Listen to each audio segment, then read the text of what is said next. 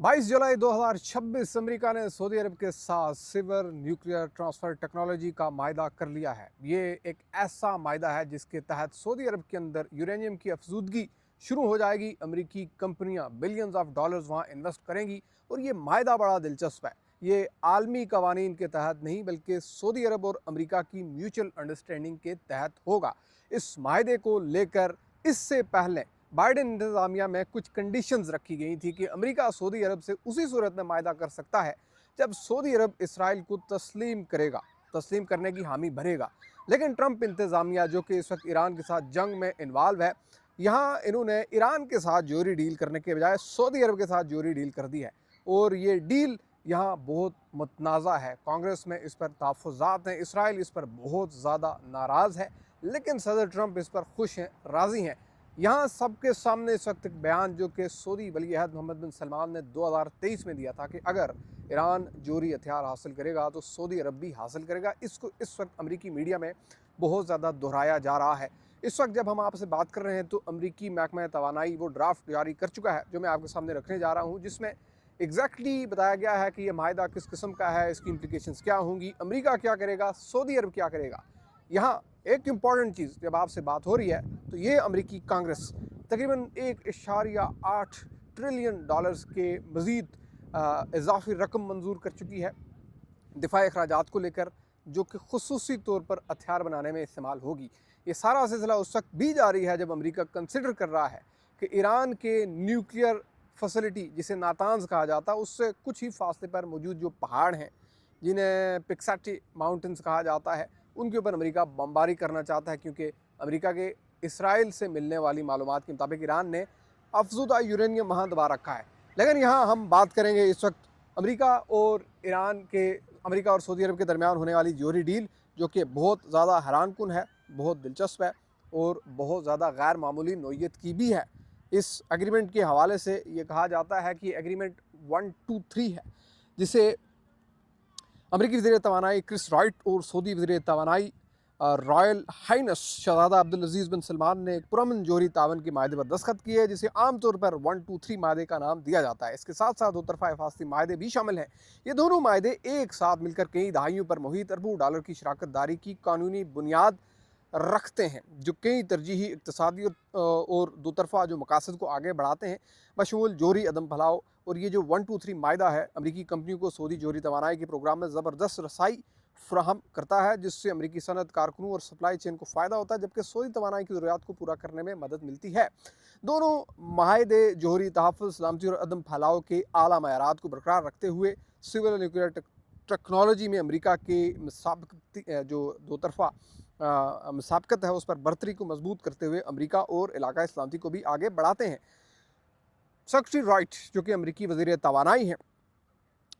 उन्होंने कहा कि यह मायदा अमरीका सऊदी तजारती ताल्लुकात को मजबूत बनाने, अंदरून मुल्क खुशहाली और बैरून मुल्क अपने इत्तहादियों को सिक्योरिटी फ्राहम करने के लिए हमारे दोनों ममालिक के मुश्तरका अज़्म की अक्कासी करते हैं। यकीन रखें ये मायदे जोहरी तहफ़्फ़ुज़ और अदम फैलाव के आला तरीन मयारात को बरकरार रखते हुए दुनिया की बेहतरीन जोहरी टेक्नोलॉजी और साइंस दानों पर इन्हिसार करते हुए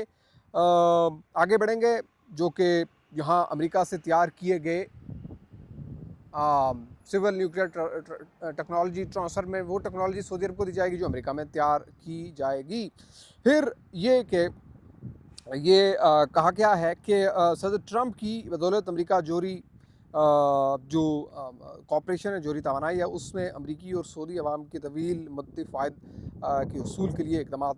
कर रहा है और सदर ट्रंप की क़यादत में अमरीका आलमी सिविल न्यूक्लियर मार्केट प्लेस में अपनी मुसाबकती बरतरी रखे हुए है। और ये मायदा सदर ट्रंप के एग्जेक्टिव ऑर्डर कौमी सलामती के लिए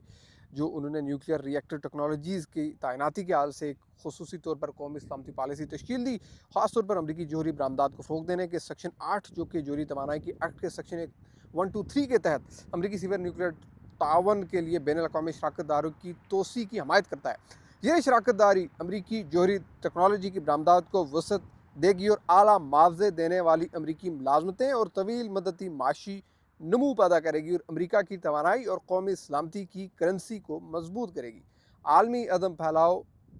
के मयारात को तक़वियत देगी, अमरीका और सऊदी अरब के दरमियान स्ट्रेटजिक शराकत दारी को गहरा करेगी। ये है कुछ टूटी फूटी ट्रांसलेशन जो मैंने गूगल ट्रांसलेट से करके आपको सुना दी है, लेकिन मोस्ट ऑफ द पार्ट आपको इसका समझ आ गया होगा। स्ट्रेस ये किया गया है कि सऊदी अरब को इससे इकोनॉमिक, एनर्जी और bilateral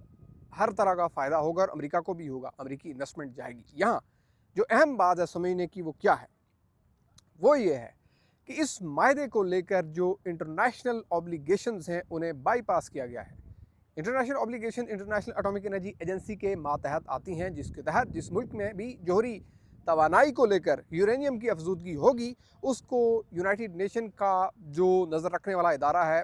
international atomic energy agency, वो उसकी इंस्पेक्शन करता रहेगा, बरकरार रखेगा, उसको देखता रहेगा, जायज़ा लेता रहेगा कि वहाँ कुछ ऐसा तो नहीं हो रहा कि जोहरी हथियार बनाने की जानिब कोई मुल्क बढ़ रहा हो। अब यहाँ पर जो न्यूयॉर्क टाइम्स ने रिपोर्ट किया, वॉल स्ट्रीट जर्नल ने रिपोर्ट किया, उस सब में ये मेंशन है कि 2009 में अमेरिका ने यूएई के साथ, मुत्तहदा अरब अमारात के साथ इसी तरह का एक सिविल न्यूक्लियर ट्रांसफ़र टेक्नोलॉजी का मायदा किया था और उसको नाम दिया गया था gold standard agreement. Gold standard से मुराद ये है कि वो दो तरफा, दो मुल्कों के दरमियान मायदा तो होगा, लेकिन उससे इंटरनेशनल एटॉमिक एनर्जी एजेंसी के इंस्पेक्टर्स भी इंस्पेक्ट कर सकेंगे। लेकिन सऊदी अरब के साथ होने वाले इस मायदे में ना लफ्ज़ गोल्ड स्टैंडर्ड का इस्तेमाल मिलता है, ना ही इंटरनेशनल एटॉमिक एनर्जी एजेंसी के इंस्पेक्टर्स का इस मायदे के तहत सऊदी अरब में शुरू होने वाली यूरेनियम की अफजूदगी का जायज़ा लेने का कोई हवाला दिया गया है। अमेरिका दुनिया भर के मुख्तलिफ ममालिक के साथ माजी में इस तरह के एग्रीमेंट्स करता आया है और न्यूयॉर्क टाइम्स की रिपोर्ट ये कहती है कि मजमूई तौर पर अमेरिका के दुनिया भर के अंदर इस तरह के जो एग्रीमेंट्स हैं वो 26 हैं और वो 51 हुकूमतों के साथ हैं।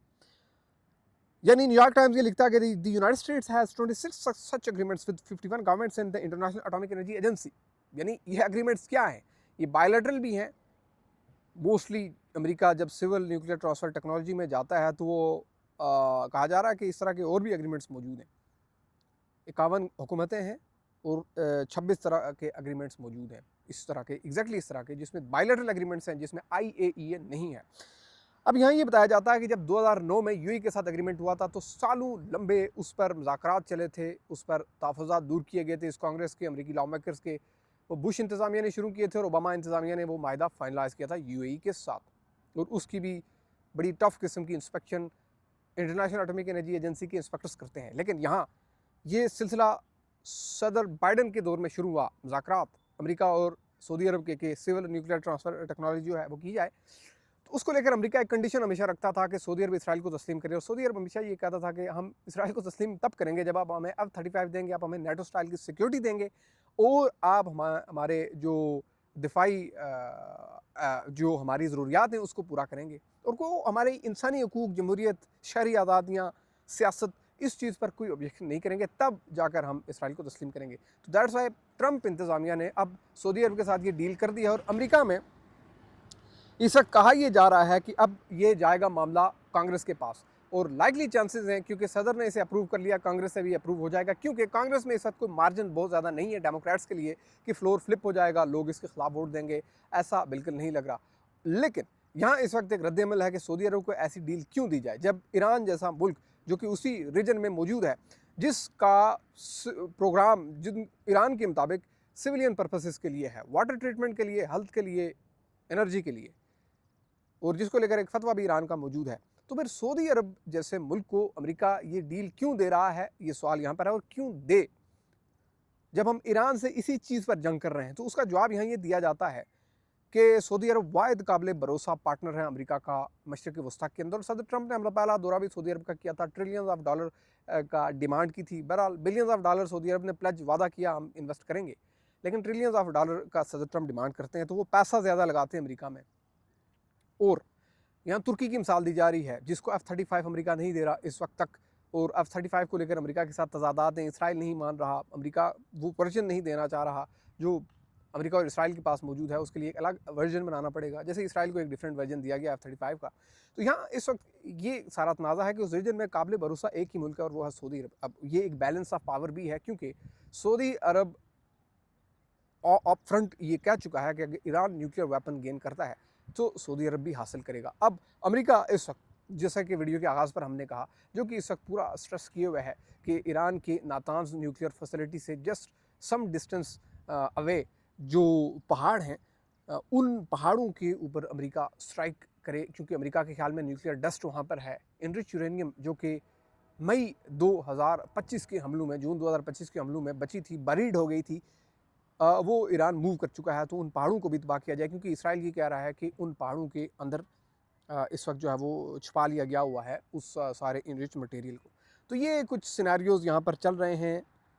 यहाँ एनपीआर न्यूज़ ने इस पर तबसरा छापा है और उसमें ये लिखा गया है कि लेफ्ट गोल्ड स्टैंडर्ड इस मायदे में मौजूद नहीं है, जो कि ख़तरे की घंटी है। यानी